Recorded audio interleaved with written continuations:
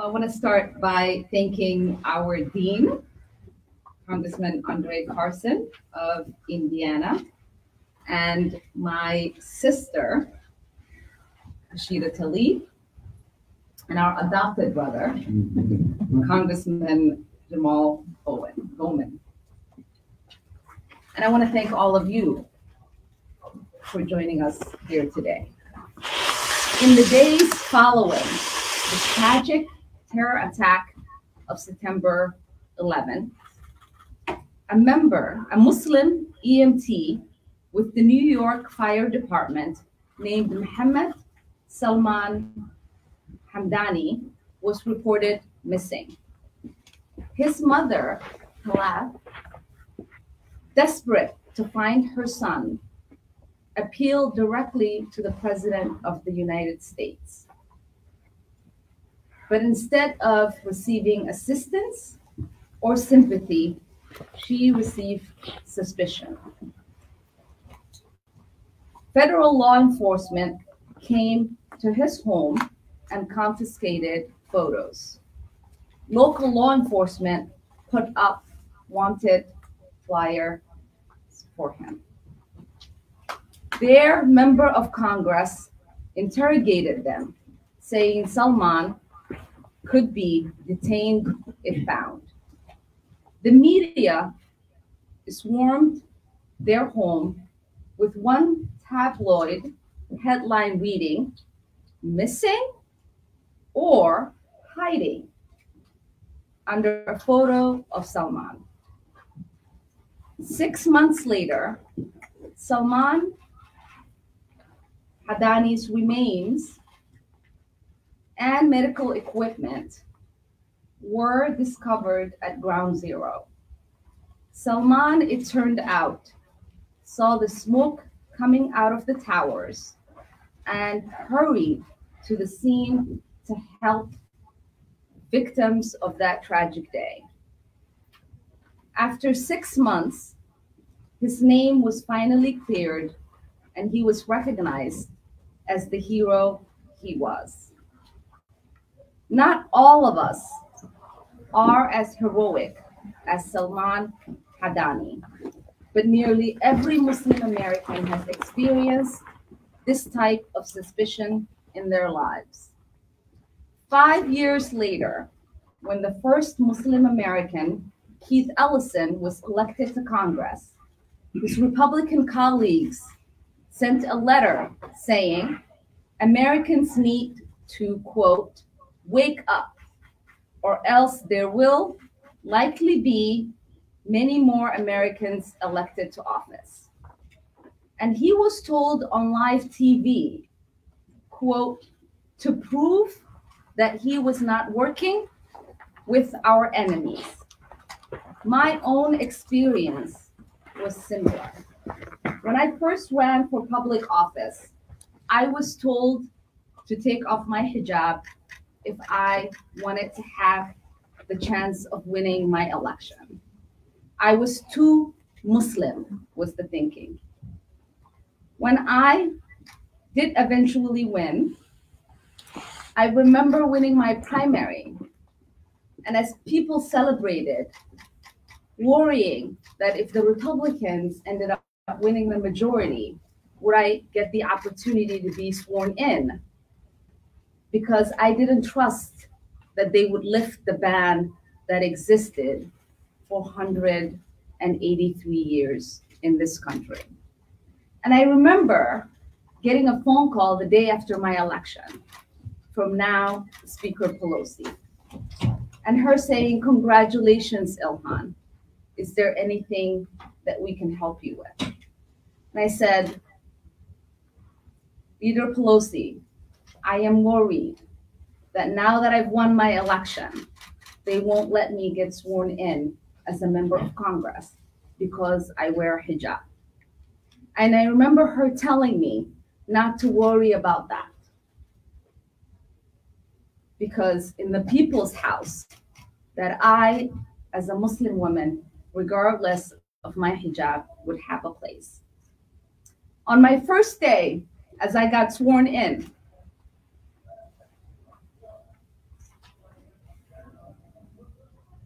My then colleague, Stephen King, claimed another member said of my hijab that there might be 4 pounds of C4 under it that would wipe out half of Congress.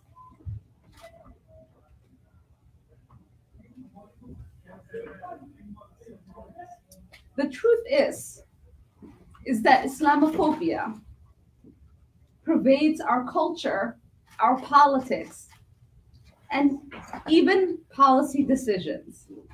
Cable news hosts, leading politicians in the Republican Party routinely spout hateful rhetoric about a religion that includes a diverse group, more than 1 billion peaceful worshipers around the world. This includes falsely claiming Muslims want to replace the Constitution and implement Sharia law, portraying Muslims as inherently violent, suggesting that Muslim women are oppressed and that Muslims hate other religions. But the most pervasive is the constant suggestion that all Muslims are terrorists and should be feared. So when a sitting member of Congress calls a colleague member of the jihad squad and falsifies a story to suggest that I will blow up the Capitol, it is not just attack on me, but on millions of American Muslims across this country.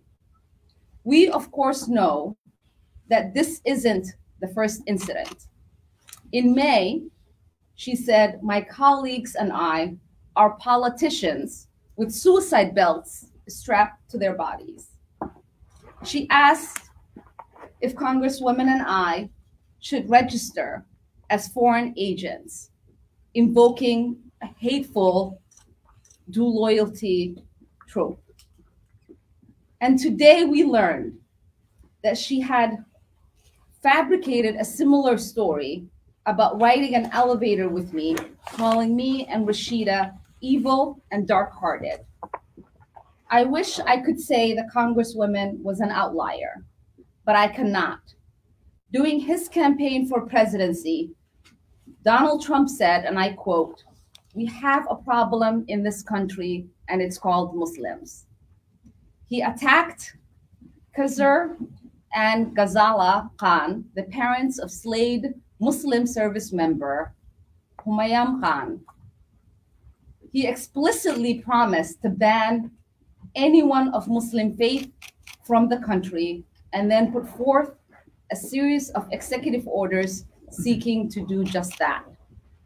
Meanwhile, we have Marjorie Taylor Greene, now a member of Congress, who came to my office in 2019, harassed my staff, demanding that my colleague, Rashida Tlaib, and I retake our oath of office on a Christian Bible.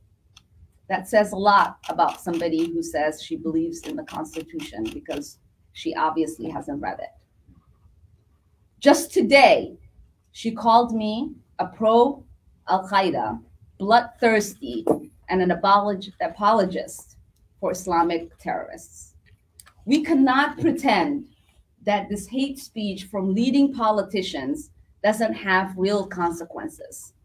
The truth is that anti-Muslim hate is on the rise both here at home and around the world.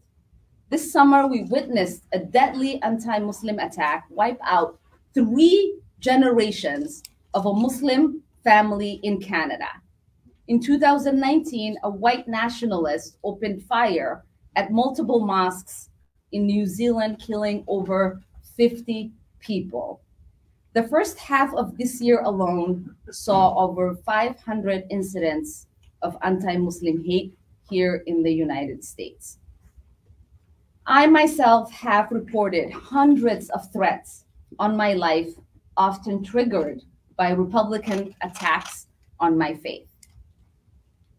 And this week, once again, we saw another increase.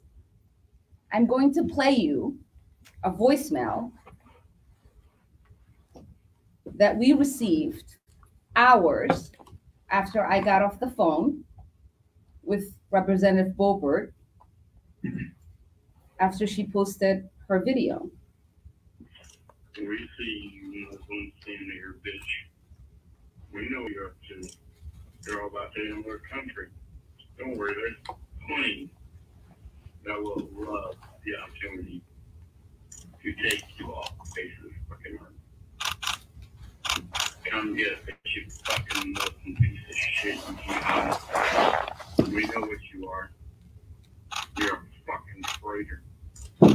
You will not live much longer, bitch. I can almost guarantee that these people are rising up, and you will be tried for a military tribunal, and you will be found guilty.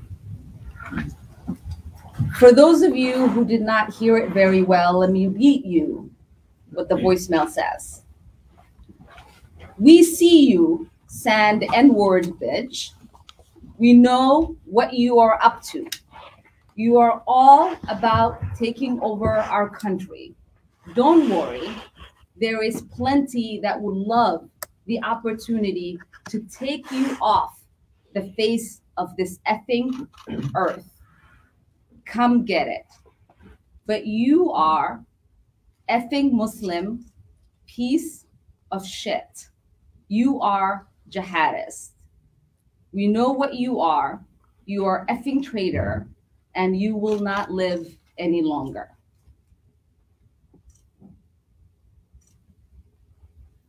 Condemning this should not be a partisan issue.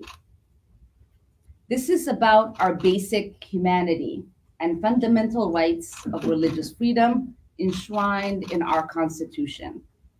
Yet while some members of the Republican Party have condemned this, to date, the Republican Party leadership has done nothing to hold their members accountable.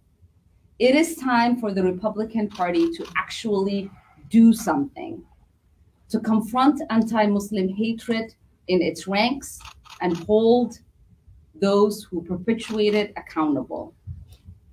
I will close with this. It was never an option for me to take off my hijab and run. And that should never be something that a Muslim woman or a girl in this country has to contemplate if she wants to enter public life. Because I know that when we proudly stand up for our values, when we celebrate the diversity of this country and the freedoms enshrined in our Constitution, others stand with us. And so today, we are asking for our colleagues to stand up and to stand with us. Thank you.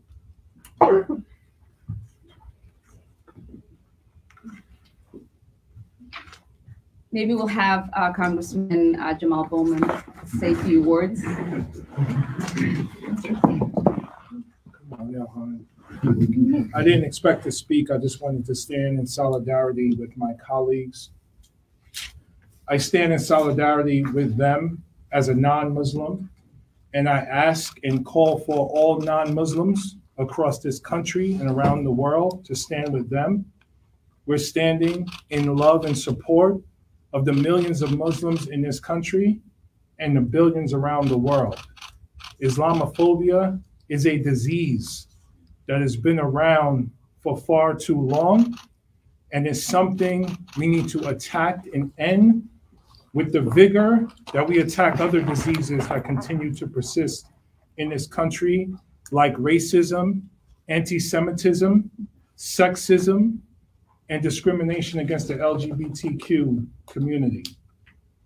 It's my honor to be here, standing with my colleagues, and I will do everything in my power to continue to support them and to fight against this terrible disease. I'm worried about the degradation of our values and of our psychology as a nation. as our Republican colleagues continue to fan the flames of racial hate and conflict, and where that is leading us in a post-Trump era. This is a time that's very worrisome, but it's a time for all of us to stand up and speak up very loudly against hate and discrimination in all its forms. So I'm just here to do that with my colleagues, and I will continue to do that, and I will continue to be in support of them. Thank you. Representative Omar. Representative Omar. I know, I'm like, Yes, sir. Assalamu alaikum. Second of all, just 2 weeks ago, Representative Gosar was censured and had his committee stripped. And then you obviously said you obviously released a statement yesterday saying you would not accept, essentially not accepting Representative Boebert's apology. What would be the substantive actions you want to see from Representative Boebert? And do you want to see another censorship of Representative Boebert or her losing her committee memberships in the way that Representative Marjorie Taylor Greene was and Representative Gosar was?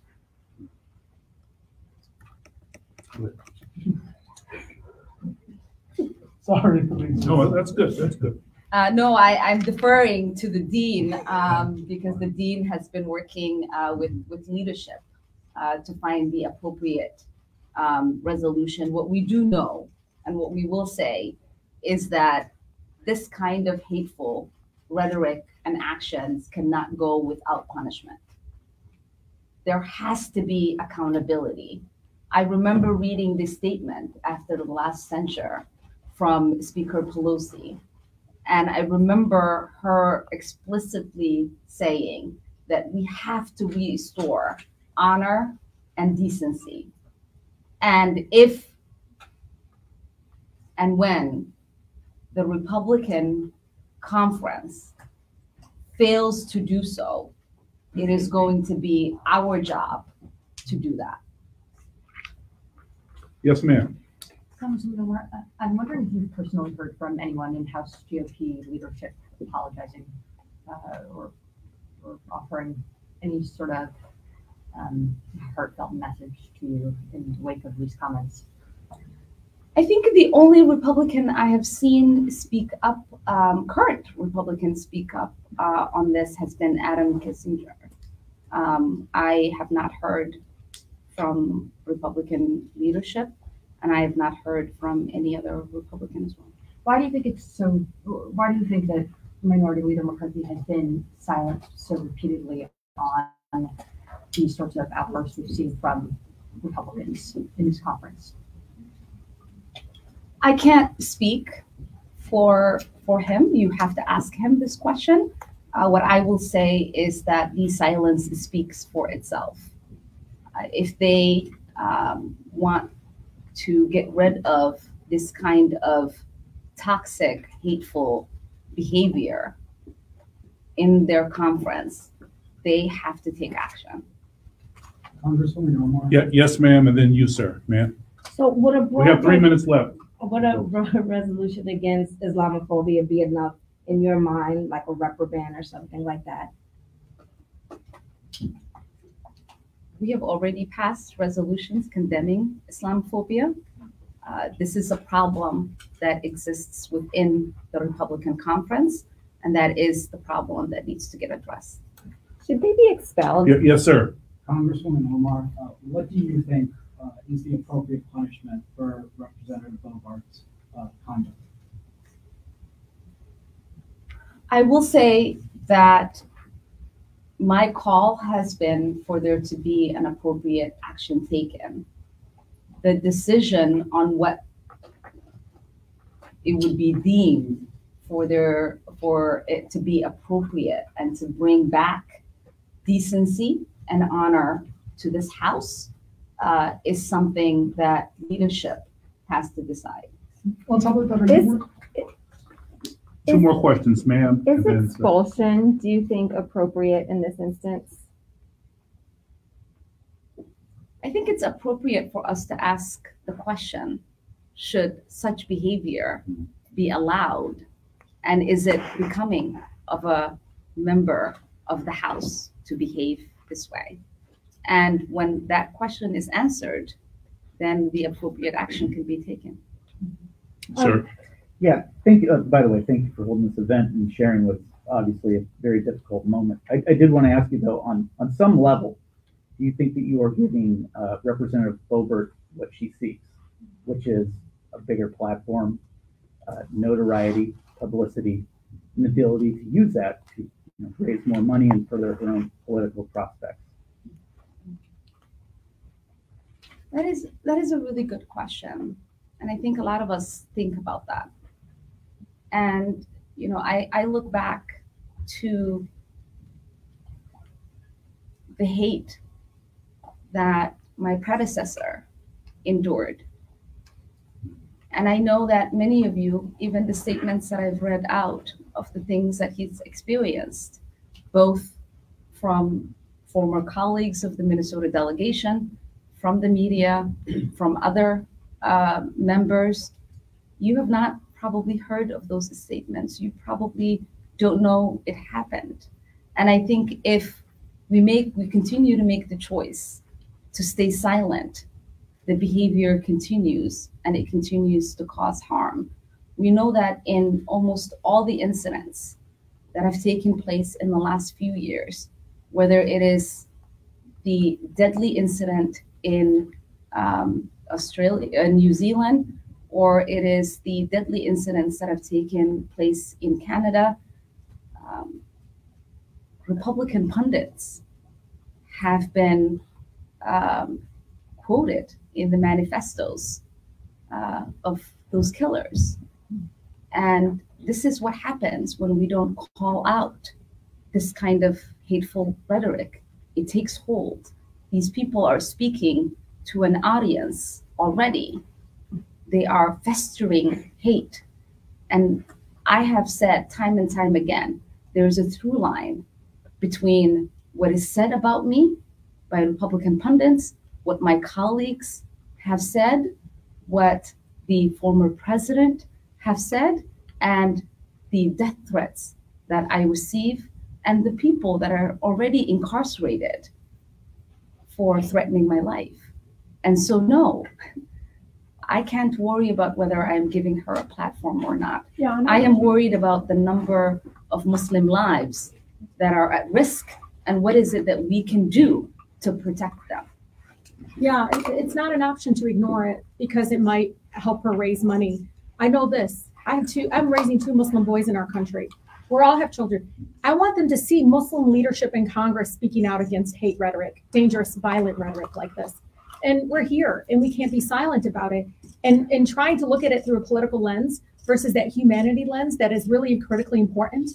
I hope that young Muslims are listening to us right now to know that the majority of Congress, hopefully, do not support that rhetoric and that kind of Islamophobic trope that is ensuing, that somehow we are dangerous to in our country, that and all of the things that come out and spew out from just some of those lines. So I hear you, because folks constantly ask us that question. Of course, we worry about this enabling or emboldening somebody, but those folks are continuing to embolden. This is not the first time, and will not be the last time until she's held accountable. And then sends a message to the rest of our colleagues that this is unacceptable. And again, I just want my sons that are watching right now to know that, no, you belong here. You are loved, all the Muslims. You do not deserve this, no matter what the political, gamemanship that's happening out there. We, as you said, beautifully, Dean, we're not a scapegoat. You can't raise money off of violence towards us enough. And so I'm proudly standing here and saying, I'd rather us speak out and do what's right than worry about some of those kind of dynamics that continue to play behind closed doors anyways. And so it is so important, I think, especially all the Muslims out there that really need us to speak up against it. Well, I just want to say I'm so proud. Thank you, Brother Jamal. And thank you to both Congresswomen and Congressmen for showing up. I just want to say this to my Republican buddies who are obsessed with the founding fathers. We all know the story about Mrs. Powell, who confronted Ben Franklin at the Constitutional Convention and raised the point, do you have a monarchy or a republic? And he replied, we have a republic if you can keep it. The question becomes, how do you keep the republic? You keep the republic by standing up to your membership. You keep the republic by making sure you aren't so obsessed with what the congressional maps will look like that you tolerate Islamophobia and xenophobia. You keep the republic by not being obsessed with fundraising, and maybe the House will shift and maybe you'll be the next one in leadership or maybe the next speaker. You keep the republic by standing up for your constituents and realizing that Muslims have been a part of this country since its inception. Go to any major hospital, you'll find a Muslim physician. Go to a major courtroom, you'll find a Muslim lawyer, maybe a judge. You'll find Muslim engineers. We love this country. 9/11, the untold story about counterterrorism efforts is that there are so many attempted attacks that are thwarted because Muslims are in our police services and law enforcement helping to protect Americans. And with that, we thank you. God bless. We have to vote. Thank you, everybody.